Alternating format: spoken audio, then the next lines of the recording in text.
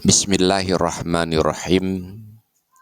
Hadis yang ke-36 dari 40 hadis tentang keagungan Al-Quran dengan judul At-Takhashu'u bil Qur'ani min husni tilawatihi.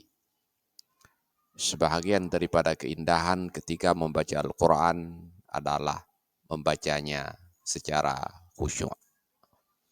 Dalam sebuah hadis yang diriwayatkan dari Jabir bin Abdullah radhiyallahu an, beliau berkata, qala Rasulullah sallallahu alaihi wasallam, telah bersabdalah Rasulullah sallallahu alaihi wasallam, inna min ahsanin nasi sautan bil Qur'ani allazi idza sami'tumuhu yaqra'u hasibtumuhu yakhshallah.